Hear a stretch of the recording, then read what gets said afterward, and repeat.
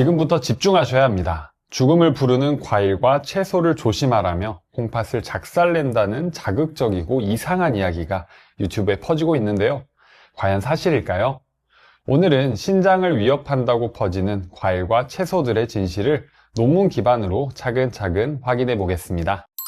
요즘 AI 가짜 의사들이 다루는 뜨거운 컨텐츠가 있는데요. 바로 특정 과일과 특정 채소를 먹으면 콩팥이 망가진다는 무시무시한 이야기예요. 투석 티켓, 당장 꺼내서 버려라. 이런 극단적인 표현들로 가득 차 있죠.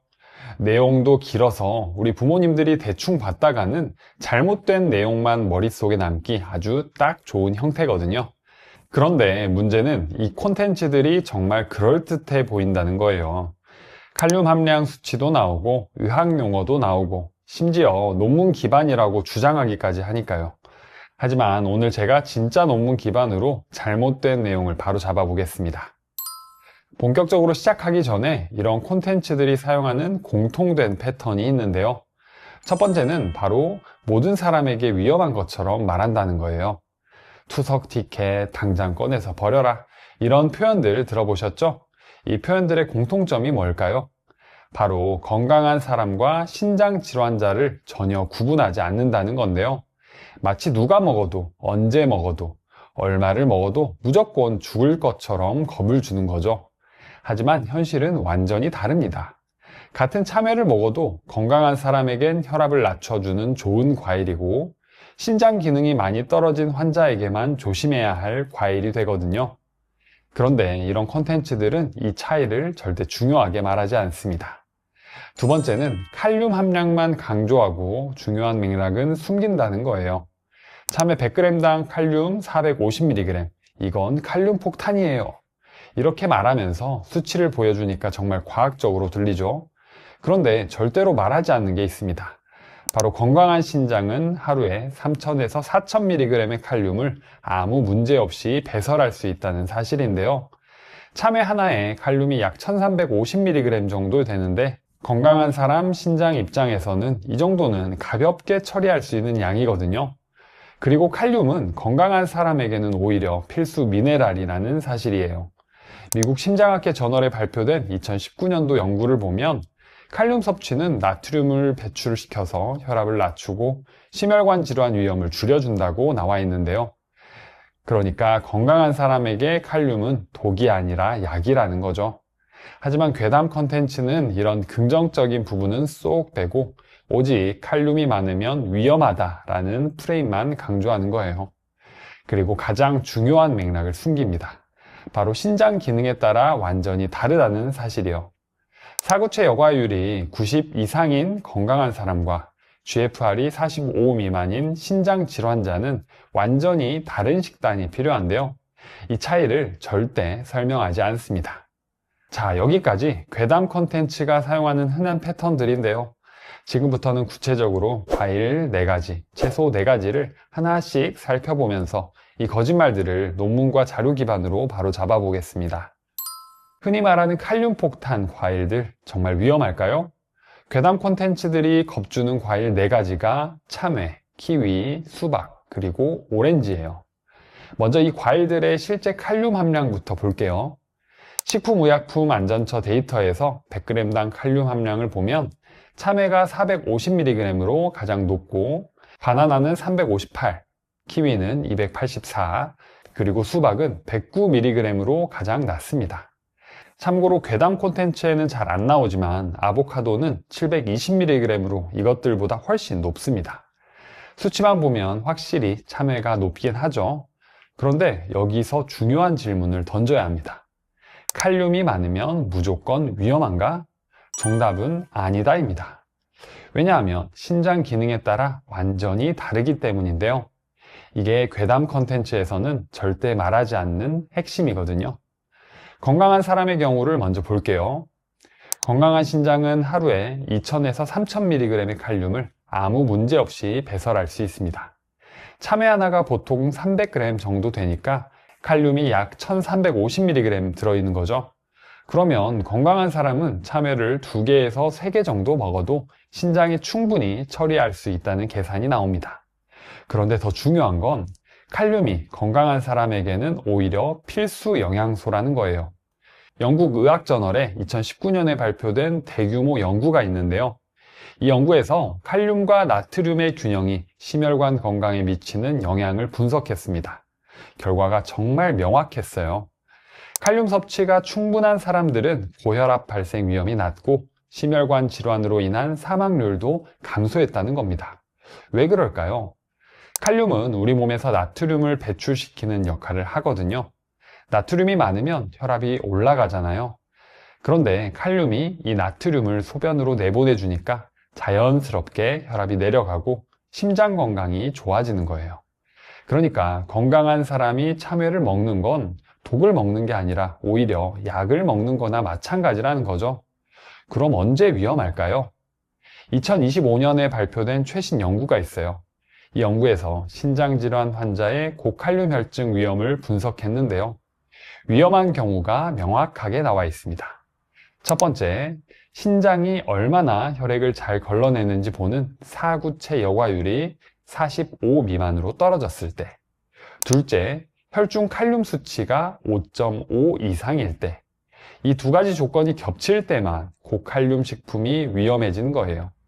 이 연구에 따르면 고칼륨 혈증이 발생하면 심장 부정맥 위험이 59% 증가하고 주요 심혈관 사건 위험은 32% 증가한대요. 심한 경우 심정지까지 갈 수 있고요. 그런데 이건 신장 기능이 많이 떨어진 환자에게만 해당되는 이야기예요. 건강한 사람이 참외를 피할 이유는 전혀 없다는 거죠. 그럼 키위는 어떨까요? 괴담 콘텐츠에서 키위를 심정지 위험 과일이라고 표현하던데 정말 웃긴 게 뭔지 아세요? 키위는 칼륨 함량이 100g당 284mg이에요. 참외 450보다 훨씬 낮고 바나나 358보다 낮습니다. 아까 말씀드린 칼륨 함량 순위를 다시 한번 볼까요? 아보카도 720, 참외 450, 바나나 358, 키위 284, 수박 109. 키위는 중간보다 낮은 편이에요. 그런데 왜 심정지 과일이라는 무시무시한 이름이 붙었을까요? 단순히 칼륨이 들어있다는 이유만으로 묶어서 겁을 주는 거죠. 건강한 사람은 키위를 하루에 1개에서 2개 정도 먹는 건 전혀 문제가 없습니다. 키위는 오히려 비타민C도 풍부하고 소화 요소도 들어있어서 건강에 좋은 과일이거든요. 이번엔 수박을 볼게요. 수박은 정말 억울한 케이스예요. 괴담 콘텐츠를 보면 수박은 높은 수분 함량이 물고문 같다, 폐부종을 일으킬 수 있다, 이렇게 이야기를 하는데요. 그런데 실제 칼륨 함량을 보면 어떨까요? 100g당 109mg이에요. 과일 중에서 가장 낮은 수준인데요.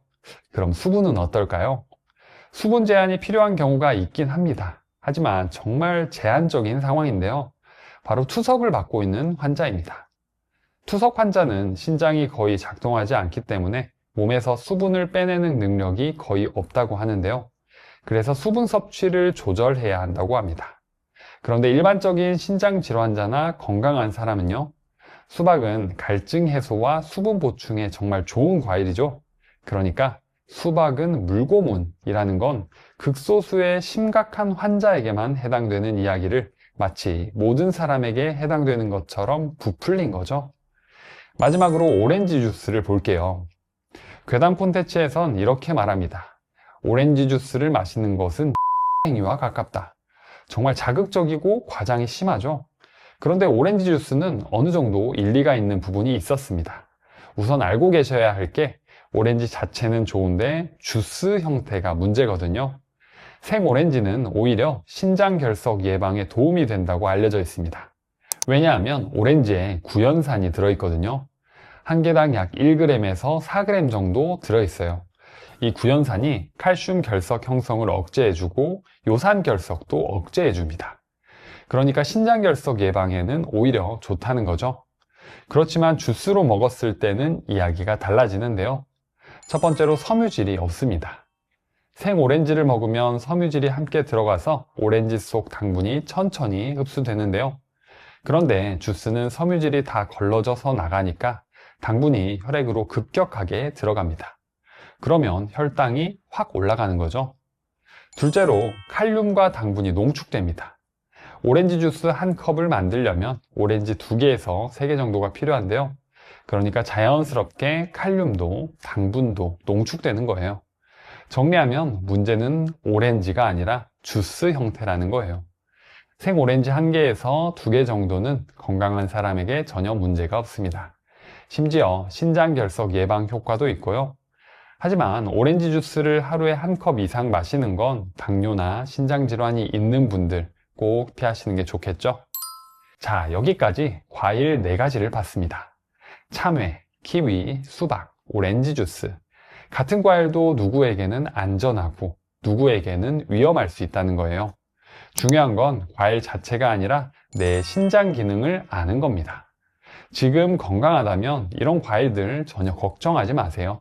오히려 칼륨은 혈압을 조절하고 심장 건강에 도움이 되니까 적당히 드시는 게 좋습니다.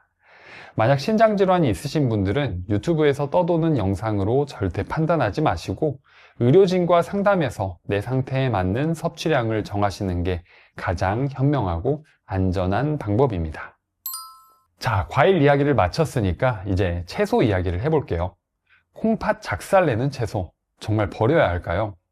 시금치, 감자, 고구마. 이 채소들이 진짜 위험한지 지금부터 한번 알아보겠습니다. 채소 괴담에서 정말 재밌는 걸 발견했는데요. 시금치와 감자, 고구마는 칼륨이 많아서 심정지까지 올 수 있습니다. 무조건 피하세요. 정말 무시무시하죠. 더 웃긴 건 또 다른 주장인데요. 찌거나 삶으면 칼륨이 농축되어 더 위험합니다.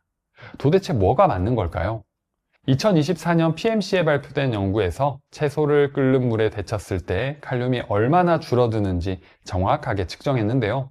결과가 놀라웠습니다. 시금치를 100도씨 끓는 물에 20분간 데쳤을 때 칼륨이 59.4%나 감소했어요. 615mg이 250mg으로 줄어든 겁니다. 케일은 더 극적인데요. 87.1%가 감소해서 102mg이 13mg이 됐습니다. 채소 괴담에서 떠도는 것과 달리 칼륨이 농축되는 게 아니라 채소를 데치면 칼륨이 줄어드는 게 맞는 거겠죠. 그럼 실제로 신장질환이 있어서 칼륨을 조심하셔야 하는 분들은 어떻게 드셔야 할까요? 국내외에서 전문가들이 공통적으로 권고하는 방법인데요. 첫 번째로 껍질을 벗기고 잘게 썰어서 찬물에 2시간 이상 담가두세요. 이것만으로도 칼륨이 물로 빠져나갑니다. 둘째, 따뜻한 물에 데치세요. 물의 양은 채소의 5배 정도로 넉넉하게 해야 칼륨이 더 많이 빠져나갑니다. 셋째, 데친 물은 버리세요. 채수라고 쓰지 마시고 데친 물에 칼륨이 녹아 있으니까 절대 다시 사용하면 안 돼요. 그럼 건강한 사람도 이렇게 똑같이 드셔야 할까요? 아닙니다. 건강한 사람은 이런 복잡한 조리가 전혀 필요 없어요. 그냥 드시면 돼요. 정상적인 신장은 충분한 칼륨을 배설할 수 있거든요. 자, 여기까지 과일과 채소 괴담을 하나씩 반박해 봤는데요. 그런데 사실 더 중요한 이야기가 남았습니다. 사실 이게 오늘 제가 가장 하고 싶었던 이야기인데요. 괴담 콘텐츠는 과일과 채소로만 겁주잖아요. 참외 먹지 마라, 시금치 위험하다. 그런데 신장질환의 진짜 원인은 따로 있습니다. 통계를 보면 신장질환의 원인 1위는 당뇨병입니다. 신장질환 환자의 45%가 당뇨병 때문에 신장이 망가진다고 하는데요. 왜 당뇨가 신장을 망가뜨릴까요? 고혈당이 오랫동안 지속되면 신장의 미세혈관이 손상돼요. 신장은 아주 작은 혈관들로 이루어진 정교한 필터거든요. 이 작은 혈관들이 고혈당 때문에 하나씩 망가지면서 신장 기능이 떨어지는 겁니다. 그리고 이게 점점 진행되면 결국 투석까지 가게 되는 거죠. 신장질환의 원인 2위는 고혈압입니다. 신장질환 환자의 27%가 고혈압 때문인데요. 고혈압이 신장을 어떻게 망가뜨릴까요? 높은 압력이 신장혈관에 지속적으로 가해지면 혈관이 손상됩니다. 그러면 동맥경화가 진행되고 신장의 사구체가 망가지면서 신장 기능이 떨어지는 거예요. 괴담 콘텐츠는 과일 칼륨 함량만 떠들어대지만 정작 신장질환의 45%를 차지하는 당뇨와 27%를 차지하는 고혈압에 대해서는 중요하게 다루지 않습니다. 특정 음식을 끊는 것보다 당뇨와 고혈압 관리가 훨씬 더 중요하다는 거예요. 그럼 우리가 진짜로 해야 할 게 뭘까요? 제가 단계별로 말씀드릴게요. 첫 번째 단계가 가장 중요합니다. 바로 내 신장 수치를 확인하는 거예요. 유튜브에서 이 과일 먹지 마라 하는 영상 100개 보는 것보다 병원 가서 검사 한 번 받는 게 100배 더 중요합니다. 반드시 확인해야 할 검사 첫 번째는 사구체 여과율 GFR입니다. GFR이 뭐냐면요. 신장이 1분 동안 얼마나 혈액을 잘 걸러내는지 보는 수치예요. 이 수치를 정확히 알아야 실제로 내가 신장 건강을 조심해야 하는지 아닌지를 정확히 알 수 있는 거죠. 반드시 확인해야 할 검사 두 번째는 혈중 칼륨 수치예요. 정상 범위는 3.5에서 5.0 사이인데요. 5.5 이상이면 고칼륨 혈증 주의 단계입니다. 이때부터는 실제로 칼륨이 많은 음식을 조심하셔야 하는데요. 아까 말씀드린 것처럼 고칼륨 혈증이 있는 신장질환 환자는 심장 부정맥 위험이 59% 증가하고 주요 심혈관 사건 위험은 32% 증가한다고 했잖아요. 그런데 이건 혈중 칼륨이 높은 사람에게만 해당되는 이야기입니다. 정상 범위인 사람은 걱정할 필요가 없다는 거죠. 왜 이 수치들이 중요할까요? 이 수치를 모르면 어떤 식단 조언도 무의미합니다. 같은 음식도 수치에 따라 안전할 수도 위험할 수도 있거든요. 유튜브에서 이건 무조건 먹지 말라고 하는데 정작 여러분의 GFR이 얼마인지, 혈중 칼륨이 얼마인지는 모르시잖아요. 그러니까 맹목적으로 유튜브를 보고 따라하시면 안 되겠죠? 병원에 가서 검사를 받고 현재 내 몸의 수치를 확인하는 게 가장 중요한 첫 번째 단계입니다. 두 번째 단계는 근본 원인을 관리하는 겁니다. 첫 번째로 당뇨 관리인데요. 신장질환 원인 1위가 당뇨라고 했죠? 당뇨를 관리하는 가장 중요한 수치는 당화혈색소입니다. 목표는 7% 이하로 유지하는 거예요. 당화혈색소가 뭐냐면요. 지난 2, 3개월 동안 평균 혈당이 얼마였는지 보여주는 수치입니다. 정상은 5.6% 이하예요. 한 저널에서는 당뇨 전 단계에서 생활습관 개선 없이 그냥 두면 6년 내에 50%가 당뇨로 진행한다고 밝혔는데요. 반대로 식사를 조절하고 운동을 하면 진행률을 절반 이상 줄일 수 있다고 합니다. 그러니까 당화혈색소를 5.7% 이하로 유지하고 정기적으로 혈당을 측정하고 식사 조절과 운동을 병행하는 게 아주 중요합니다. 두 번째로 고혈압 관리인데요. 신장질환 원인 2위가 고혈압이잖아요. 목표 혈압은 130에서 80 이하입니다. 고혈압은 신장혈관에 지속적으로 압력을 가해서 동맥경화를 진행시키고 사구체를 망가뜨립니다. 집에 혈압계 하나 준비하셔서요. 주 2회 이상 꼭 체크하시는 게 좋습니다. 특히 아침 공복 상태에서 재면 더 정확합니다. 세 번째로 나트륨 제한인데요. 신장이 안 좋으면 나트륨을 제대로 배출하지 못합니다. 그래서 나트륨이 몸에 쌓이면 혈압이 올라가고 부종이 생기고 신장에 더 부담을 주게 되는데요. 목표는 하루 2000mg 이하입니다. 국과 찌개 국물만 마셔도 하루 권장량을 훌쩍 넘기니까 조심하세요. 그리고 가공식품, 인스턴트 식품, 외식 메뉴는 대부분 나트륨이 높으니까 줄이시는 게 좋겠죠? 네 번째로 운동과 체중 관리입니다. 비만은 당뇨와 고혈압의 주요 원인이에요. 체중만 감량해도 인슐린 저항성이 개선되고 혈압이 낮아집니다. 하루 30분씩만 걷기나 가벼운 운동을 해보세요. 식후에 10에서 15분만 걸어도 혈당 조절에 큰 도움이 됩니다. 다섯 번째 단계는 정기검사와 전문가 상담이에요. 신장질환은 초기에는 증상이 거의 없습니다. 그래서 3개월에서 6개월마다 GFR과 혈중 칼륨을 정기적으로 체크하는 게 좋은데요. 그리고 의사나 영양사와 상담하면서 내 상태에 맞는 식단을 짜는 게 중요합니다. 유튜브의 일반적인 조언이 아니라 내 검사 결과에 기반한 맞춤 관리가 필요합니다. 여러분, 오늘 내용이 좋으셨다면 구독과 좋아요, 그리고 주변 소중한 지인에게 공유해 주세요. 잘 봤습니다 댓글 한마디가 저에게 큰 힘이 됩니다.